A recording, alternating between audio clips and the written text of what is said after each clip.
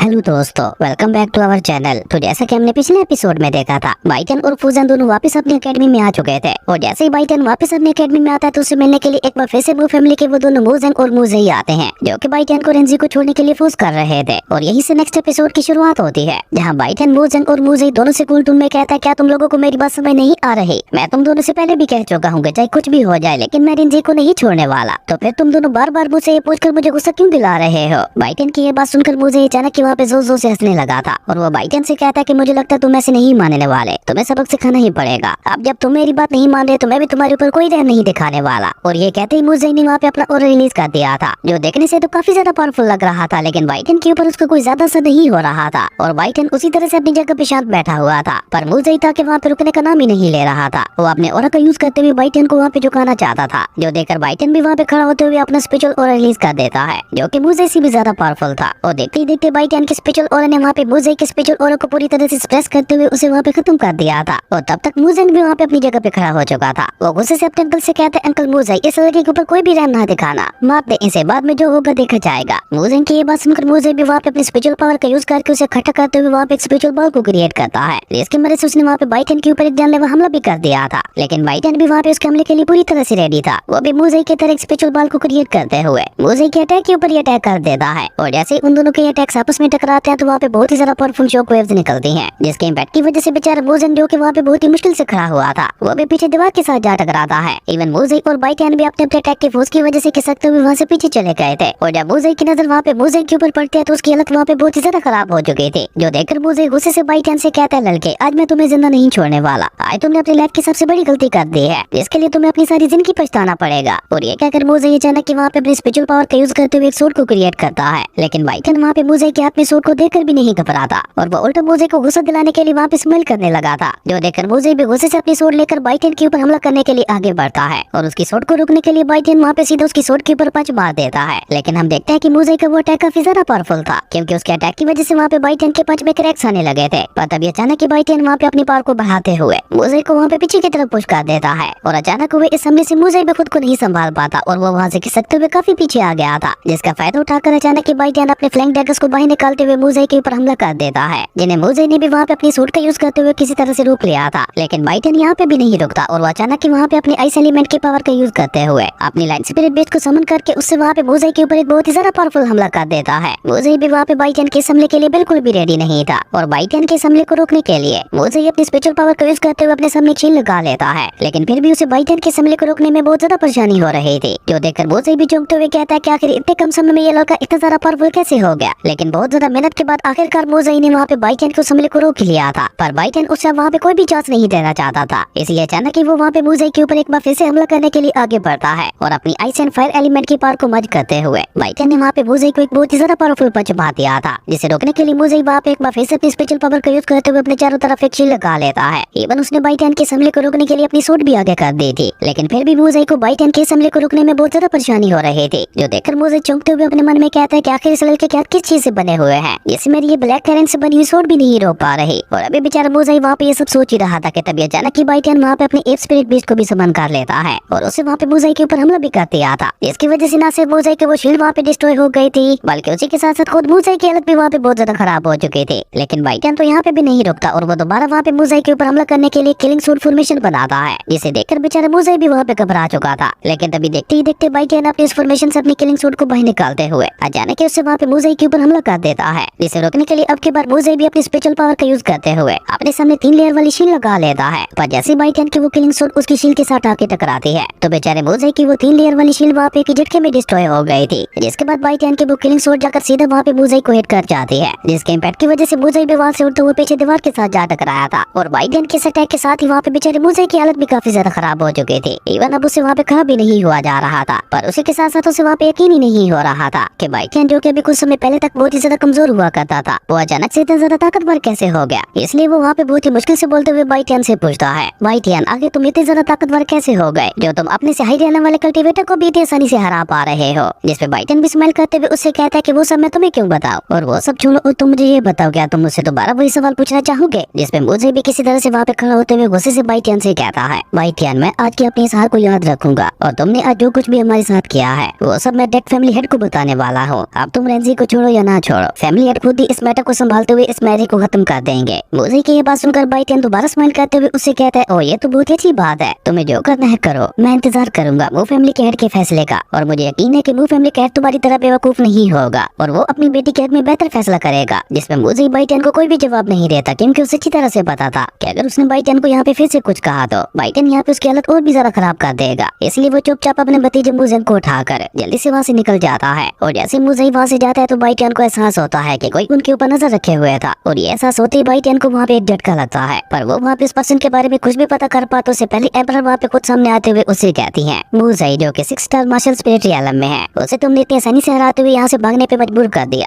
Emperor की ये बात सुनकर पहले तो बाइटेन को झटका लगता है कि जैसे उसकी चोरी पकड़ी गई हो, लेकिन तभी अचानक ही वो वहाँ पे खुद को संभालते हुए एम्परर से कहता है, ये तो होना ही था, क्योंकि मैं हूँ ही एक महान कल्टीवेटर जिसके सामने कोई भी नहीं टिक सकता। ये बात बाइटेन ने जानबूझ के बोली थी ताकि एम्परर का ध्यान उसके पास की तरफ ना जाए। बाइटेन की ये बात सुनकर एम्परर वहाँ पे उसकी तारीफ करते हुए कहते हैं कि जो भी बोलो, लेकिन तुम वाकई एक रियल जीनियस हो और तुम्हारे जैसा जीनियस आज तक मैंने कभी नहीं देखा। इवन अब मेरी नजरों में तो तुम फ्यूजन से भी बड़े जीनियस बन चुके हो, पर तुम्हारी आज की हरकत के बाद वो फैमिली चुप नहीं बैठने वाली। वो लोग अब तुमसे अपना बदला लेने के लिए किसी भी हद तक जा सकते हैं। एम्परर की ये बात सुनकर भी बाइटेन वहाँ पे बिल्कुल भी नहीं घबराता, जो देखकर एम्परर वहाँ पे बाइटेन से सवाल करते हुए पूछती है, क्या तुम्हें इस बात से डर नहीं लग रहा कि वो फैमिली तुमसे बदला लेने के लिए आने वाली है? जिसपे बाइटेन स्माइल करते हुए एम्परर से कहता है कि ये सब मैंने नहीं बल्कि वो फैमिली ने शुरू किया था, और जो कोई भी सामने से आकर मुझसे पंगा लेता है मैं उसका यही हाल करता हूँ, फिर चाहे मेरे सामने वो फैमिली हो या कोई भी हो। और आज की हार के बाद वो फैमिली को अच्छी तरह से समझ आ गया होगा कि मैं भी कम ताकतवर नहीं हूँ, इसलिए अगली बार वो मुझसे पंगा लेने से पहले 100 बार सोचेंगे। लेकिन अगर फिर भी उन लोगों ने दोबारा मेरे ऊपर हमला करने की गलती भी की तो फिर उनका क्या अंजाम होगा ये वो लोग सोच भी नहीं सकते। लेकिन अगर वो फैमिली चुपचाप इस मैटर को खत्म कर देती है तो मैं भी उन्हें दोबारा तंग नहीं करूंगा, क्योंकि मैं खुद सामने से किसी से पंगा नहीं लेता, पर जो खुद सामने से आकर मुझसे पंगा ले मैं उसे छोड़ता भी नहीं हूँ। फिर चाहे वो फैमिली अपने जितने मर्जी लोगों को भेज दे, मैं उन सभी को बहुत ही बुरी तरह से हराते हुए हर बार उन्हें सबक सिखाता रहूंगा। वो फैमिली अपने लोग भेज भेज के थक जाएगी, लेकिन मैं उन्हें मारते मारते नहीं थकूंगा। यहाँ बाइटेन की बातों से साफ साफ पता चल रहा था कि उसे वो फैमिली के ऊपर कितना ज्यादा गुस्सा आया हुआ है, पर रेजी के साथ हुई डील की वजह से वो सामने से वो फैमिली के साथ पंगा नहीं ले सकता था, इसलिए बाइटेन चुप बैठा था। और बाइटेन की इस कमाल के हौसले को देखकर एम्परर वहाँ पे बाइटेन की तारीफ करते हुए कहती हैं, बहुत अच्छे, मैंने आज तक तुम्हारे जैसा बहादुर लड़का नहीं देखा जो कि अकेले ही पूरी मूव फैमिली का सामना करने के लिए रेडी है, जबकि मूव फैमिली का सामना करने से तो मैं भी कतराती हूँ। एम्परर की इस तारीफ के लिए बाइटेन भी वहाँ पे उनका शुक्रिया अदा करता है, जिसपे एम्परर उसे कहती है कि तुमने और फूजन ने डीमन क्लैन के उन बचे हुए कल्टीवेटर्स को पकड़ाकर एक बहुत बड़ा काम किया है, जिसके लिए पूरी लैन सिटी तुम दोनों की शुक्रगुजार है। और तुम्हारे इस कारनामे के लिए मैं तुम्हें रिवॉर्ड के तौर पर 3 दिन के लिए स्पिरिचुअल ब्लड पूल में प्रैक्टिस करने की इजाजत देती हूँ। और मुझे उम्मीद है स्पिरिचुअल ब्लड पूल के अंदर तुम्हारे 3 दिनों की प्रैक्टिस तुम्हारे नेक्स्ट ब्रेक थ्रू के लिए काफी होगी।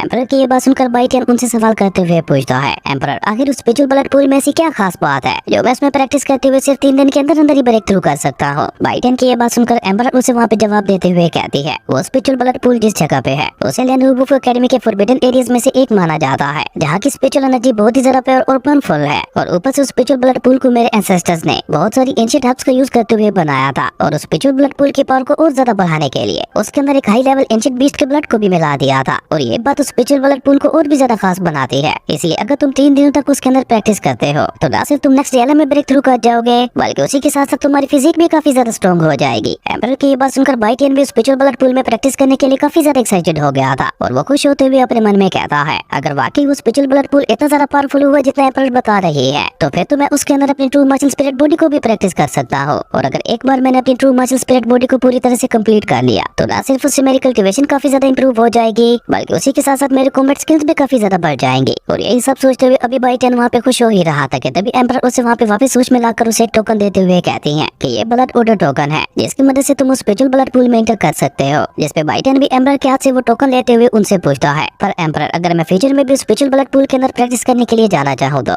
उसके लिए मुझे क्या करना होगा? क्या उस स्पिरिचुअल ब्लड पूल में जाने का और कोई रास्ता नहीं है? जिसपे एम्परर उसे कहती है कि अगर तुम एकेडमी के मार्शल आर्ट लिस्ट में 2nd प्लेस हासिल कर लेते हो तब तुम हर महीने उस स्पिरिचुअल ब्लड पूल में प्रैक्टिस करने के लिए क्वालिफाइड हो जाओगे, और अगर तुम मार्शल आर्ट लिस्ट में पहली रैंक हासिल कर लेते हो तो तुम्हें हर महीने वहाँ पे 2 बार प्रैक्टिस करने की इजाजत दी जाएगी। एम्परर की ये बात सुनकर बाइटेन उनसे कहता है, ओके ओके मैं समझ गया। यहाँ पे बाइटेन की बातों से ऐसा लग रहा था कि जैसे बाइटेन ने मार्शल आर्ट लिस्ट में 1st प्लेस हासिल करने की ठान ली है। खैर उसके बाद बाइटेन एम्परर से इजाजत लेते हुए उस स्पिरिचुअल ब्लड पूल की तरफ निकल जाता है। उसके बाद बाइटेन वहाँ से फॉरबिडन एरिया में आ जाता है, जहाँ उस स्पिरिचुअल ब्लड पूल के बाहर एक एल्डर बैठा हुआ था, जिसे देखकर बाइटेन उसे उस एल्डर को ग्रीट करते हुए कहता है, मैं उस स्पिरिचुअल ब्लड पूल में प्रैक्टिस करने के लिए जाना चाहता हूँ, जिसपे वो एल्डर उससे ब्लड ऑर्डर टोकन मांगता है। उस एल्डर की ये बात सुनकर बाइटेन भी अपने ब्लड ऑर्डर टोकन को बाहर निकालते हुए उस एल्डर को थमा देता है, जिसे देखकर वो एल्डर बाइटेन से कहता है, तो तुम पहली बार स्पिरिचुअल ब्लड पूल में प्रैक्टिस करने के लिए जा रहे हो, जिसपे बाइटेन भी यहाँ में अपना सर हिलाता है। जो देखकर वो एल्डर दोबारा वहाँ पे उसे सवाल करते हुए पूछता है कि तुम्हारी एज को देखते हुए तो ऐसा बिल्कुल भी नहीं लग रहा कि तुमने मार्शल आर्ट लिस्ट में सेकंड प्लेस हासिल किया होगा, तो फिर तुम ऐसा कौन सा कारनामा करके आ रहे हो जो तुम्हें एकेडमी ने स्पिरिचुअल ब्लड पूल के अंदर प्रैक्टिस करने की इजाजत दे दी। जिसपे बाइटेन भी उस एल्डर को बताता है कि मैं एकेडमी के एक मिशन के ऊपर गया हुआ था और अपने उस मिशन में मैंने डीमन क्लैन के कुछ बचे हुए डीमन कल्टिवेटर्स को पकड़वाया है, उसी के रिवार्ड में एम्परर ने मुझे यहाँ पे प्रैक्टिस करने की इजाजत दी। बाइटेन की ये बात सुनकर उस एल्डर को वहाँ पे एक बहुत बड़ा झटका लगता है और वो अचानक ही वहाँ पे अपनी जगह पे बैठते हुए बाइटेन से कहता है कि तुम मेरे साथ मजाक तो नहीं कर रहे। जिसपे बाइटेन सीधे सीधे उस एल्डर से कहता है कि अगर आपको यकीन नहीं हो रहा तो आप इस बारे में एम्परर से ही पूछ ले। बाइटेन की ये बात सुनकर वो एल्डर अपनी जगह पे खड़ा होते हुए कहता है कि मुझे यकीन नहीं हो रहा कि तुमने डीमन क्लैन के बचे हुए बाकी डीमन कल्टिवेटर्स को पकड़ाया है। ऐसा बड़ा कारनामा कोई मामूली कल्टिवेटर नहीं कर सकता, इसका मतलब है कि जरूर तुम में कुछ खास बात है। और ये कहकर वो एल्डर बाइटेन से पूछता है कि तुम्हें लेनोवो एकेडमी में आए हुए कितना समय हुआ है। जिसपे बाइटेन उस एल्डर को जवाब देते हुए कहता है कि मैं इस साल ही आया हूँ और मैं एकेडमी के फ्रेशमैन डिसेबल्स में से एक हूँ। बाइटेन की ये बात सुनकर तो उस एल्डर को वहाँ पे पहले से भी बड़ा झटका लगता है और वो बाइटेन से कहता है कि आने वाले सभी फ्रेशमैन तुम्हारी तरह ही ताकतवर है। जिसपे बाइटेन उस एल्डर से कहता है, एल्डर क्यों ना इस बारे में खुद ही पता लगा ले और क्या अब मैं स्पिरिचुअल ब्लड पूल के अंदर प्रैक्टिस करने के लिए जा सकता हूँ। जिसपे वो एल्डर खुद बाइटेन को स्पिरिचुअल ब्लड पूल की तरफ ले जाते हुए कहता है, तुम अंदर तो जा सकते हो लेकिन एक बात याद रखना, तुम्हें 3 दिन के अंदर अंदर अपनी प्रैक्टिस पूरी करके वहाँ से वापस आना होगा, क्योंकि अगर तुम ज्यादा देर उस स्पिरिचुअल ब्लड पूल के अंदर रुके रहे तो तुम्हारी बॉडी एक्सप्लोड भी हो सकती है। जिसपे बाइटेन भी उस एल्डर का शुक्रिया अदा करते हुए चुपचाप वहाँ से अंदर चला जाता है। और जैसे ही बाइटेन वहाँ से अंदर आता है तो वो जगह वाकई किसी फॉरबिडन एरिया से कम नहीं थी, क्योंकि वहाँ पे मौजूद स्पिरिचुअल एनर्जी को महसूस करके बाइटेन काफी ज्यादा खुश हो गया था। जिसके बाद बाइटेन वहाँ पे और ज्यादा देर न करते हुए जल्दी से वहाँ पे स्पिरिचुअल ब्लड पूल के अंदर आ जाता है। और जैसे ही बाइटेन उस स्पिरिचुअल ब्लड पूल के अंदर एंटर करता है तो उसकी बॉडी की सारी थकावट वहाँ पे एक ही पल में खत्म हो गई थी। जो देखकर बाइटेन भी खुश होते हुए कहता है कि मानना पड़ेगा ये स्पिरिचुअल ब्लड पूल वाकई काफी ज्यादा कमाल का है। और अभी बाइटेन वहाँ पे इसी तरह से स्पिरिचुअल ब्लड पूल के अंदर बैठे हुए अपनी प्रैक्टिस कर ही रहा था कि तभी वहाँ पे फूजन भी आ जाती है, जो कि सीधे वहाँ पे बाइटेन के पास आकर उसे देखने लगी थी। और अचानक वहाँ पे फूजन को अपने सामने देखकर बेचारा बाइटेन भी एक पल के लिए हड़बड़ा जाता है और वह हड़बड़ाते हुए फूजन से कहता है, फूजन तुम यहाँ क्या कर रही हो। जिसपे फूजन उसे कहती है, क्यों क्या मैं यहाँ पे नहीं आ सकती, तुम्हें क्या लगा था क्या एम्परर ने सिर्फ तुम्हें यहाँ आने की इजाजत दी है जो तुम यहाँ पे इस तरह से बिना कपड़ों के पूल के अंदर बैठे हुए हो। जिसपे बाइटेन भी स्माइल करते हुए उससे कहता है कि किसने कहा कि मैं कपड़ों के बगैर हूँ, मैंने सारे कपड़े पहने हुए हैं। और इसी कमाल के सीन के साथ हमारी अमेजिंग एपिसोड यहीं पे खत्म हो गया था। दोस्तों अगर आपको ये वीडियो अच्छी लगी तो लाइक कर दें और अगर चैनल पे नए आए हो तो सब्सक्राइब करते जाएं।